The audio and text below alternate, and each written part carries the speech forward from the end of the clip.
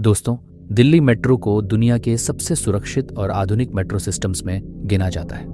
हर दिन लाखों लोग इसका इस्तेमाल करते हैं, लेकिन बहुत कम लोग जानते हैं कि दिल्ली मेट्रो के एक स्टेशन में एक ऐसा प्लेटफॉर्म भी है जिसे सालों पहले अचानक बंद कर दिया गया था। कहा जाता है कि उस बंद पड़े प्लेटफॉर्म पर रात के समय अजीब अजीब आवाज़ें सुनाई देती हैं। कई सिक्योरिटी गार्ड्स ने दावा किया है कि रात के करीब 2 बजे वहां अचानक स्पीकर अपने आप चालू हो जाते हैं और एक मेट्रो अनाउंसमेंट सुनाई देती है। लेकिन सबसे डरावनी बात यह है, उस प्लेटफॉर्म पर कोई ट्रेन कभी नहीं आती। दिल्ली में रहने वाला 21 साल का अर्जुन भूत प्रेत जैसी बातों पर बिल्कुल भी विश्वास नहीं करता था। वह हमेशा कहता था कि यह सब लोगों की कल्पना है। एक दिन उसके दोस्त कबीर ने उसे इस बंद पड़े प्लेटफॉर्म की कहानी सुनाई। कबीर ने बताया कि कई लोगों ने उस प्लेटफॉर्म पर एक लड़की की परछाई भी देखी। अर्जुन ये सुनकर जोर जोर से हंसने लगा। उसे लगा कि कबीर उसे डराने की कोशिश कर रहा है। अपना मजाक बनते देख कबीर ने अर्जुन को एक चैलेंज दे दिया, अगर सच में डर नहीं लगता तो आज रात मेरे साथ उस बंद प्लेटफॉर्म पर चलकर दिखा। अर्जुन तुरंत मान गया। उसे लगा कि यह मौका अच्छा है कबीर को साबित करने का कि भूत जैसी कोई चीज नहीं होती। दोनों दोस्तों ने उसी रात वहां जाने का प्लान बना लिया। रात का समय रात के करीब 1:40 बजे अर्जुन और कबीर उस मेट्रो स्टेशन के पीछे बने एक पुराने सर्विस एंट्रेंस से अंदर घुसे। स्टेशन लगभग खाली था। ऊपर की लाइट्स धीमी थीं और चारों तरफ गहरा सन्नाटा था। दोनों धीरे धीरे सीढ़ियों से नीचे उतरने लगे।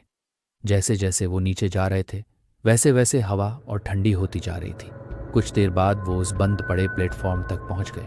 प्लेटफॉर्म पूरी तरह अंधेरे में डूबा हुआ था। दीवारों पर धूल जमी थी और कुछ जगहों पर पेंट भी उखड़ चुका था। कबीर को वहां आते ही अजीब सा डर महसूस होने लगा, लेकिन अर्जुन अभी भी हंस रहा था। उसने कहा, देखा, यहाँ कुछ भी नहीं है। पहली आवाज़ तभी अचानक पूरे प्लेटफॉर्म पर लगे स्पीकर में से एक हल्की सी खड़खड़ाहट की आवाज़ आने लगी। दोनों दोस्त तुरंत चुप हो गए। कुछ सेकंड बाद स्पीकर से एक धीमी आवाज आई, अटेंशन प्लीज। दोनों एक दूसरे की तरफ देखने लगे। फिर आवाज आई, ट्रेन आ रही है प्लेटफॉर्म। लेकिन अजीब बात यह थी, ट्रैक पर कोई ट्रेन नहीं थी। प्लेटफॉर्म पूरी तरह खाली था।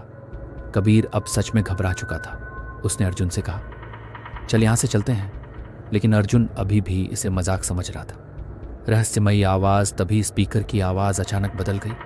इस बार आवाज बहुत टूटी हुई और डरावनी थी। किसने मुझे धक्का दिया था? ये सुनते ही दोनों दोस्तों के रोंगटे खड़े हो गए।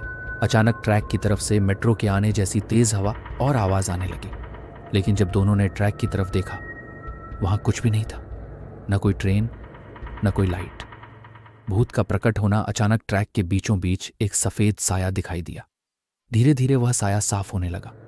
वह एक लड़की थी। उसने फटे हुए सफेद कपड़े पहने हुए थे। उसके बाल पूरी तरह बिखरे हुए थे और उसके शरीर पर चोट के निशान थे। वह धीरे धीरे ट्रैक से उठकर खड़ी हो गई। फिर उसने सिर उठाकर अर्जुन और कबीर की तरफ देखा। उसकी आंखें पूरी तरह सफेद थीं।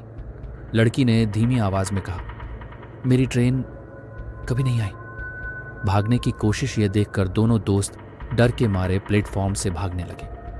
अर्जुन तेजी से सीढ़ियों की तरफ भागा, लेकिन जब वह ऊपर पहुंचा तो उसने देखा कि कबीर उसके साथ नहीं था। अर्जुन ने जोर जोर से कबीर को आवाज लगाई, लेकिन कोई जवाब नहीं आया। डर के बावजूद अर्जुन अपने दोस्त को ढूंढने के लिए फिर से नीचे प्लेटफॉर्म पर गया। सबसे डरावना पल, प्लेटफॉर्म अब पहले से भी ज्यादा अंधेरा था। तभी स्पीकर फिर से चालू हुआ, अटेंशन प्लीज। अर्जुन का दिल जोर जोर से धड़कने लगा। तभी उसे ट्रैक के पास कोई बैठा हुआ दिखाई दिया। वह कबीर था। कबीर जमीन पर बैठा हुआ था और किसी को घूर रहा था, लेकिन वहां कोई दिखाई नहीं दे रहा था। तभी कबीर धीरे धीरे बोलने लगा, मेरी ट्रेन कभी नहीं आई। अर्जुन डर के मारे पीछे हटने लगा। तभी उसके पीछे वही लड़की खड़ी थी। वह पागलों की तरह मुस्कुरा रही थी। अंत अर्जुन डर के मारे प्लेटफॉर्म से भागा। भागते भागते उसका पैर फिसल गया और वह सीढ़ियों से गिरकर बेहोश हो गया।